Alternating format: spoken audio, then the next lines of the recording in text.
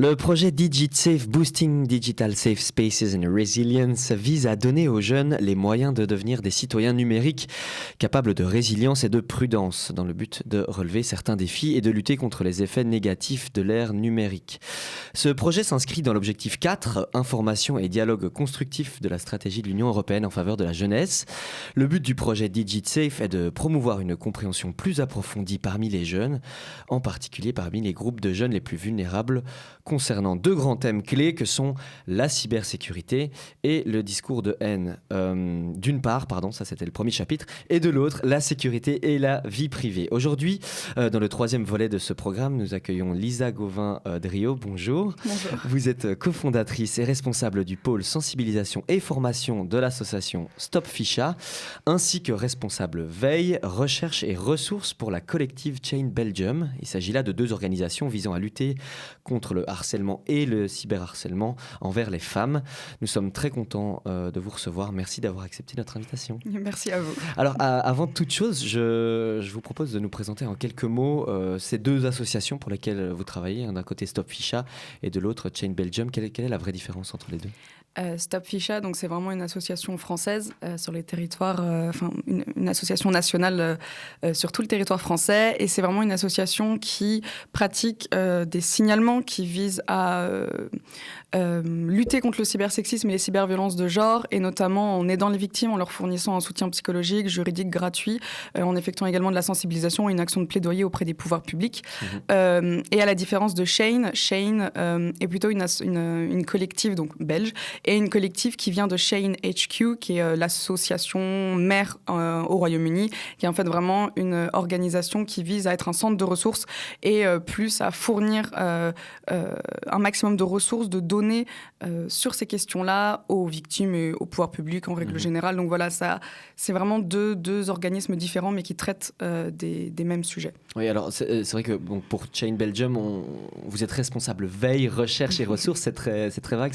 Ça consiste en quoi exactement votre travail ? Ça consiste vraiment en chaque semaine, je vais faire des recherches sur l'actualité, sur les lois en Belgique ou en Europe, sur tout ce qui va être créé, mis en place sur les sujets cyberviolence, violence de genre aussi, sur les questions de cyberharcèlement, de cybersexisme, sur les questions aussi de protection numérique, cybersécurité, cyberdéfense, etc. Donc c'est vraiment j'essaye vraiment de parcourir toute l'actualité et toutes les nouveautés législatives également, tout ce qui est mis en place à l'échelle belge et européenne en règle générale. Alors, je voulais partir d'abord d'un chiffre très éloquent, donc relayé par les réseaux sociaux de Stop Ficha. 84% des personnes victimes de cyberviolence sont des femmes, c'est tout simplement énorme. Quels sont les facteurs qui expliquent ce chiffre ? S'agit-il de conséquences logiques d'un modèle patriarcal, ou alors c'est un peu plus nuancé, subtil que ça ? On va dire en fait on s'est rendu compte que le numérique devient un outil du patriarcat, c'est-à-dire que tout ce qui est violence de genre qu'on voit dans la vie physique, parce que je préfère parler de vie physique et de vie numérique et pas de vie réelle et de vie numérique, va se transposer sur le numérique, c'est-à-dire que le numérique va devenir un nouvel outil, un nouveau biais par lequel les violences vont pouvoir s'exercer, qui sont renforcées par l'anonymat, qui sont renforcées par l'impunité en ligne, tout simplement, qui sont renforcées par un vide juridique consistant, que ce soit en France, en Belgique ou en Europe, qui est renforcé par ce qu'on appelle l'effet cockpit, c'est-à-dire l'absence d'empathie entre l'agresseur et la victime, puisque un écran sépare, on va dire, l'agression, enfin sépare l'agresseur et la victime.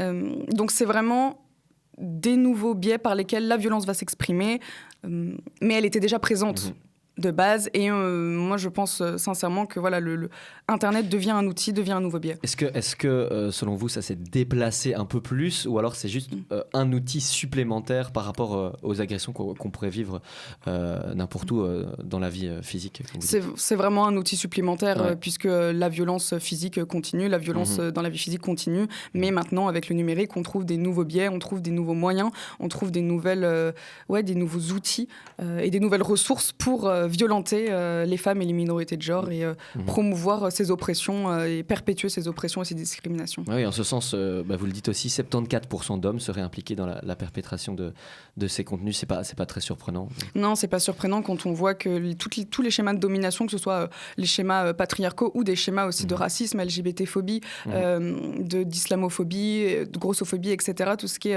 toutes ces oppressions, en fait, tous ces schémas se retrouvent sur le monde numérique et c'est tout simplement une transposition des violences physiques ou des violences dans la vie physique. Oui, et alors peut-être un argument supplémentaire, c'est que l'espace numérique est aussi beaucoup contrôlé par des hommes aujourd'hui. Est-ce qu'on est dans un espace où les inégalités sont encore plus importantes que dans la vie physique ? Oui, je ne sais pas si les inégalités sont plus importantes, mais c'est-à-dire que on voit bien quand on traite du cybersexisme, évidemment on parle des violences et des violences de genre, mais on parle également de la construction numérique et du fait que sur Internet, la construction des algorithmes, la mise en place des plateformes, des réseaux sociaux, c'est majoritairement des hommes blancs, majoritairement des hommes également cis. Donc ça manque aussi dans cette construction numérique, dans cet espace numérique, ça manque de femmes, ça manque de minorités de genre, et évidemment que ça engendre des biais de genre et des biais racistes, oppressifs. Donc la manière très, très peut-être de fonctionner même des réseaux sociaux, même algorithmiques, est gérée par des modes de pensée qui sont plutôt... Internet est un monde masculin. Voilà, parce qu'il est créé par le masculin, et parce qu'il est un espace où le masculin est prôné. Vous parlez principalement de cyberviolence dans votre communication. C'est quel spectre englobe ce terme ? Qu'est-ce qu'on considère comme de la cyberviolence ? C'est très large, j'imagine. Cyberviolence, c'est très large. Nous, on se focus bien plus sur les cyberviolences à caractère genré, évidemment, parce qu'il y a énormément de cyberviolence. À partir du moment où tu subis, tu es mal, tu te fais violenter, tu es violenté tout simplement par des biais numériques, des biais technologiques. Donc ça peut passer, il y a énormément de formes, il y a énormément de schémas.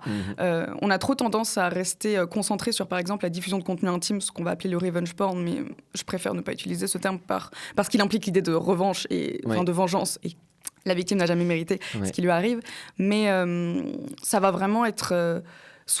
il y a plein de schémas différents, et à partir du moment où tu te sens violenté, où tu es violenté, où tu ne peux plus jouir d'Internet comme tu pourrais le faire, à partir de ce moment-là, tu subis de la cyberviolence. À partir du moment où toi-même aussi tu t'autocensures, où tu restreins tes accès, ou juste, il y a une différence d'approche vis-à-vis des réseaux, vis-à-vis d'Internet par rapport à un collègue masculin, par exemple. À partir de ce moment-là, tu peux dire que tu subis une cyberviolence parce que toi-même, tu vas te restreindre et tu vas t'auto-censurer ou tu vas agir différemment. Est-ce que c'est en tant que victime, est-ce que les victimes le repèrent assez rapidement, ou ça c'est quelque chose qu'il faut que vous sensibilisiez auprès de votre public en disant ça c'est de la cyberviolence, il faut que vous en rendiez compte? Oui, justement, il y a une grande banalisation et normalisation de la violence. Par exemple, le fait juste de dire Twitter c'est la jungle, alors que Twitter c'est juste l'empire du cyberharcèlement.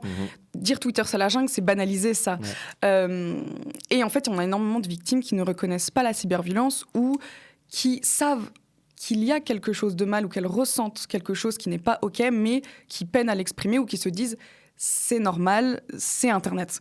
Et malheureusement, quand tu t'exposes sur Internet, tu t'exposes aussi à ça. Sauf que justement, c'est pas parce que tu t'exposes sur Internet ou juste que tu vis ta vie sur Internet qu'il n'y a pas des lois qui s'appliquent comme dans la vie physique. Et donc, il y a énormément de personnes, par exemple, qui ne savent pas que les dick pics, c'est illégal. Alors que le nombre de dick pics, donc de photos de pénis qu'on peut recevoir dans nos DM, et quand on en parle à des jeunes qui sont là, ah ouais, tu risques tant d'euros d'amende parce que j'ai envoyé une photo comme ça en un clic. Mais oui, c'est illégal.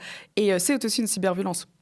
Donc il y a énormément de formes et énormément de personnes qui puisqu'il y a banalisation, se disent ou alors ne savent même pas qu'elles participent à la cyberviolence. Est-ce que s'il y a banalisation, il y a aussi une forme d'impuissance en se disant Internet est trop grand, est-ce qu'on n'arrivera jamais à faire changer cet empire? J'imagine que ce n'est pas votre politique, mais est-ce que dans les victimes que vous côtoyez, il y a parfois ce genre de discours-là? Il y a ce genre de discours de toute façon, c'est les risques, donc je sais que je m'expose au risque. Mais justement, Internet, bien qu'on sait qu'Internet, en plus c'est large Internet, mais est un monde aussi gouverné par des entreprises capitalistes, par des entreprises privées, ça on le sait, qui ont beaucoup de mal à changer la chose et à promouvoir tout simplement les droits et les libertés de chacune, la dignité humaine tout simplement. Moi je pense que ça passe surtout déjà par tout ce qui est éducation personnelle et tout ce qui est acte du quotidien, parce que bien qu'Internet, la forme soit, la construction soit faite par des entreprises privées qui ne pensent pas au bien-être individuel, toi, tu peux quand même faire en sorte à ton échelle d'avoir un espace safe et de créer Internet, de faire en sorte qu'Internet soit un espace safe pour chacun, soit un espace où tout le monde est protégé, parce que ça passe par des bonnes actions, ça passe par les bons outils à avoir. Donc, je considère que c'est tout à fait possible de faire en sorte que les lois qui s'appliquent dans la vie physique peuvent s'appliquer sur Internet. Alors justement, avec Chain Belgium, vous avez développé un guide des premiers gestes à adopter lorsqu'on est confronté à une situation de cyberharcèlement. Il est disponible sur votre site, c'est très détaillé, très bien réalisé.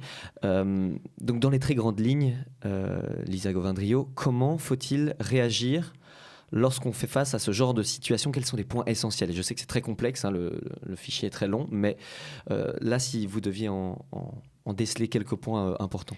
Quand tu fais face à une situation de cyberharcèlement ou cyberviolence en général, il y a vraiment trois maîtres mots. C'est sauvegarder, signaler, se protéger. Sauvegarder tout, prendre tout en capture d'écran, prendre tout en capture vidéo, tout, même les choses les plus infimes. C'est le plus important parce que c'est considéré comme des preuves si tu souhaites aller porter plainte. Et nous, on conseille vivement d'aller porter plainte parce que ça nourrit la jurisprudence. Même si ça ne va pas spécialement... Même si on le voit dans les chiffres, même si on le voit dans les plaintes, soit elles ne sont pas prises, soit elles sont mal prises, soit on a une minimisation de la violence, soit juste ça n'aboutit à rien. Malheureusement, il y a quand même un dossier qui est créé. Il y a quand même une preuve, il y a quand même une trace qui va nourrir la jurisprudence au cas où ça recommence, au cas où on ne sait jamais, il y a quand même une trace. Donc sauvegarder, hyper important de tout prendre en capture d'écran, et si toi t'es pas en mesure de le faire, demande à quelqu'un de le faire pour toi. Se signaler, une fois que tu as tout pris en capture d'écran, tu signales sur tous les réseaux sociaux, tu signales via en Belgique il y a Child Focus qui est notamment pour les personnes mineures. En France il y a nous Stop Ficha parce qu'on a un formulaire de signalement, parce qu'on a un des partenariats on va dire avec les plateformes pour être tiers de confiance, donc on est un peu en priorité sur les signalements. Il y a e-enfance, il y a Point de Contact, il y a la police numérique Pharos, enfin bref, signaler un maximum, faire signaler par aussi ses potes ou ses proches pour que le contenu saute tout simplement. Et se protéger, c'est-à-dire soit se mettre en privé, soit bloquer, c'est sûr, il faut absolument bloquer, ne pas répondre, ne pas continuer à engager le débat, ne pas continuer à juste envoyer des photos, des vidéos, tout ce que tu veux, juste bloquer, se protéger ses données, protéger ses réseaux, changer son mot de passe, vraiment se mettre dans sa carapace sur les réseaux sociaux et vraiment restreindre l'accès à ces données, au moins le temps que ça passe, quoi. Ouais. Et évidemment, trouver du soutien auprès de ses proches, ça c'est essentiel. Et en parler. Ouais. Malgré le fait qu'il s'agit d'une problématique globale, j'aimerais juste attirer votre attention sur les nouvelles générations qui baignent dès le plus jeune âge dans cet environnement digital. Les risques de harcèlement sont très élevés et mènent de plus en plus fréquemment à des conséquences dramatiques. Est-ce que vous êtes régulièrement en dialogue avec cette tranche d'âge? Et si oui, comment est-ce que vous abordez la sensibilisation? Mais totalement, parce que les victimes qui viennent nous voir, donc majoritairement des femmes, des jeunes filles, majoritairement presque exclusivement des personnes mineures, on va dire qui ont entre 10 et 15 ans. C'est quand même très jeune. Nous, on fait des sensibilisations même en primaire, parce qu'on voit que même ils ont un téléphone dès le plus jeune âge.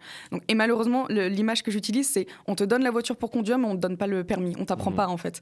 Non, c'est ça. On t'apprend pas, en fait, à bien utiliser Internet. On t'apprend pas à bien t'outiller sur Internet. Et ça, on le voit dès le plus jeune âge. On n'a pas de contre-discours sur Internet. On a accès à tout, et moi la première, mais voilà, on a accès à tout sans avoir un contre-discours.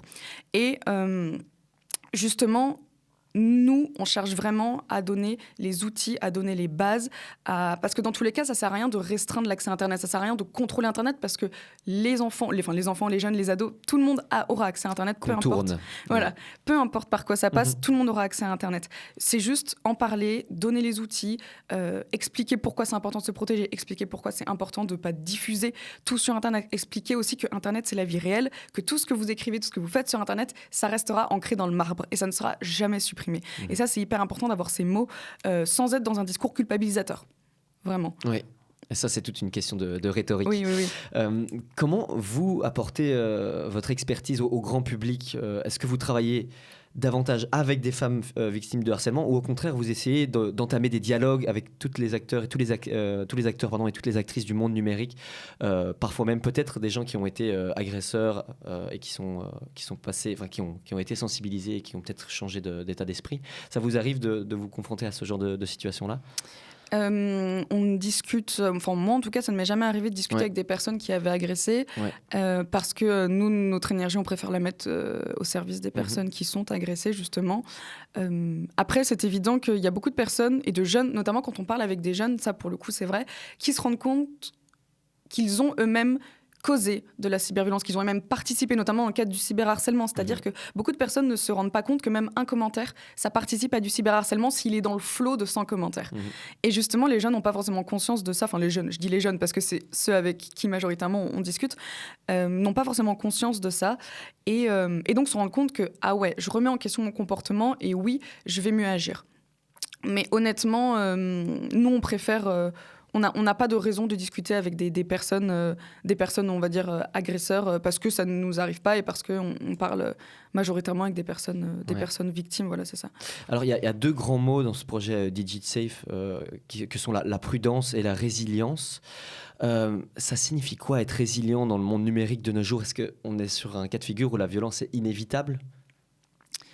Je pense que la violence est inévitable en soi. Il y a sur Internet, comme dans la vie physique finalement. Ouais. C'est juste que là, malheureusement, on y est exposé H24. Il n'y a pas de limite. Le temps et l'espace sont infinis. Ouais. C'est-à-dire que ça te suit quotidiennement. La violence est au bout de ta main sur ton portable.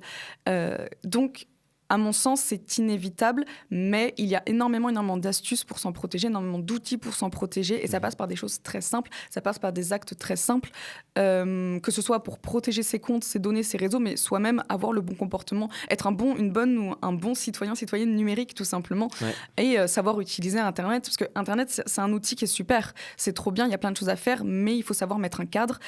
Également, tout ce qui... c'est autant une responsabilité individuelle qu'une responsabilité collective, une responsabilité légale, une responsabilité des pouvoirs publics, une responsabilité de l'État, des plateformes. C'est plein d'acteurs qui doivent jouer sur ce terrain-là. Donc moi, je dirais que la violence est inévitable, mais il y a énormément de moyens pour s'en protéger et pour s'en défendre. Et juste pour qu'on soit témoin ou victime, pour tout simplement la restreindre au maximum. Ouais. Alors, on l'a dit juste avant, réseaux sociaux constituent l'un des vecteurs clés pour le cyberharcèlement. Vous l'avez évoqué juste un petit peu avant, comment est-ce qu'on fait réagir ces énormes multinationales ? Est-ce qu'il y a moyen ? Parce qu'on parlait en off du cadre juridique. Et comment est-ce qu'on fait pour dialoguer avec ces multinationales qui laissent faire beaucoup de choses sur leur plateforme ? C'est très difficile, justement, parce que même nous, en tant qu'association et en tant que personne donc militante, on est vraiment pro que les plateformes soient sanctionnées, que les plateformes agissent, que les plateformes assument, car c'est elles qui créent ce modèle, c'est elles qui créent ces outils. C'est à elles aussi de les réguler. Malheureusement, on le sait très bien, les réseaux sociaux, c'est avant tout économique, c'est avant tout pour faire du business, et la cyberviolence, ça fait du business, ça fait de l'argent. Parce que justement, ça fait de l'engagement. Et c'est là la difficulté, le paradoxe qu'on a. Et quand bien même même les pouvoirs publics, l'État a envie de sanctionner, a envie de mettre des cadres, parce que c'est aussi dans son intérêt juste de faire respecter la législation. C'est quand même très difficile parce qu'on est face à des entreprises privées. Et là, on le voit avec l'Union européenne, avec le DSA, ça commence petit à petit, mais encore une fois, c'est vraiment un bras de fer entre plateformes, en plus, qui ne sont même pas européennes pour la plupart. Vous pouvez juste rappeler le DSA ? Digital Services Act, c'est donc une directive européenne qui a été adoptée, qui... entre autres, va servir à réguler le monde numérique et notamment à ce que les plateformes soient responsables de ces cyberviolences, payent des amendes si elles ne sont pas capables de faire sauter ces contenus.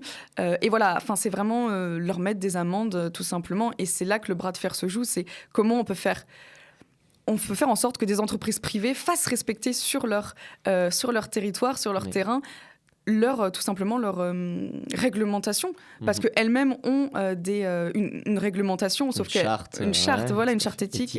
Mais elle n'est finalement pas respectée parce que faute de modération, faute algorithmique, faute de volonté aussi tout simplement, et faute de l'argent avant tout, et l'argent ça passe par les cyberviolences. Malheureusement. De manière générale, où est-ce qu'on en est au niveau de la prise de conscience de la population en général, Est-ce que vous observez une amélioration des connaissances en la matière auprès des interlocuteurs et des interlocutrices ? Oui, on le voit, nous, en simplement 2 ans avec Stop Ficha, on a vraiment fait entrer le terme cybersexisme dans la sphère des pouvoirs publics, dans la sphère politique, et ça déjà c'est un immense pas, ça sort de la sphère militante et on en parle vraiment, on met des mots, et c'est hyper important. en premier lieu de mettre des mots sur ces cyberviolences. C'est hyper important de les définir pour après savoir les signaler, savoir les contrer, savoir s'en protéger. Donc oui, il y a vraiment une prise de conscience, mais encore une fois, ça bloque à certains moments, ça bloque notamment quand il s'agit d'accéder à la modération des plateformes. Ça bloque, et en fait, on voit que puisqu'on ne peut pas accéder aux plateformes, il faut que ça passe par l'éducation. Ça ne peut pas que passer par l'éducation, mais il faut que ça passe par là, il faut que ça passe par une réglementation également. Là, en ce moment, en France, on est vraiment en train de construire une vraie réglementation, même si elle n'est pas encore complète, une vraie réglementation pour lutter contre le cyberharcèlement, faire en sorte que l'impunité cesse, faire en sorte que les personnes soient véritablement condamnées et, ou du moins payent une amende, mais qu'il y ait vraiment un retour et que les victimes ne soient plus laissées seules, parce que c'est le cas en fait. Il y a une telle impunité que les victimes sont laissées seules et au final doivent rester avec ces violences et sans qu'elles soient prises en charge aussi. Et il y a beaucoup d'inconnus dans ces cyberviolences, il y a beaucoup d'inconnus dans le fonctionnement numérique et c'est hyper important de débroussailler tout ça et au moins de le savoir, de le faire connaître pour après savoir comment bien lutter. Et ça passe avec un dialogue avec les politiques directement ? Parce que vous en avez rencontré des politiques ? Oui, totalement. Ça passe par... Il y a, on va dire, 4 grands acteurs et actrices dans cette lutte contre les cyberviolences et contre le cyberharcèlement. C'est les plateformes, évidemment. C'est les pouvoirs publics. C'est les associations. Et c'est évidemment toi, en tant que personne, en tant qu'individu. Tu peux lutter aussi à ton échelle. Et évidemment qu'on en a rencontré. Et évidemment que... ils ont envie. C'est vraiment quelque chose, même si on doit pousser un peu, c'est les pouvoirs publics ont envie de réglementer. Mais c'est difficile. C'est difficile parce que c'est vraiment Internet est une zone de non-droit. Internet est une zone, c'est quelque chose qu'on n'arrive pas forcément à attraper. Il y a aussi toute une formation à effectuer auprès des forces de l'ordre. Il y a une formation à effectuer auprès des juges, des avocats, avocates. Tout le monde doit être formé, tout le monde doit être sensibilisé. Et malheureusement... énorme chantier, quoi. Et c'est un énorme chantier. Et malheureusement, les priorités ne sont pas forcément là. Et on l'a bien vu au moment du Covid. Quand on souhaitait aller porter plainte, nous, en France, on nous disait, attendez, il y a plus important que ça. Et c'est là tout le problème. Je pense que c'est vraiment une priorité parce qu'aujourd'hui, Internet fait partie de notre vie. Internet, c'est toute notre vie. C'est une extension de notre vie physique. Et malheureusement, c'est toujours une zone de non-droit. C'est une zone dans laquelle qu'on considère secondaire. Alors que pourtant, c'est une zone primaire, c'est une zone, c'est super important, c'est vraiment un endroit où nous vivons maintenant et encore plus avec tout ce qui est intelligence artificielle, encore plus avec tout ce qui est... Il y a vraiment un développement très très rapide sur le plan technologique et un développement également des cyberviolences. C'est ça le souci et si on commence pas à les contrer, si on commence pas à faire de l'éducation, même dès le plus jeune âge, ça va continuer à se perpétuer. Vous, avant ma toute dernière question, vous avez glissé la période du Covid là, dans ce que vous venez de dire.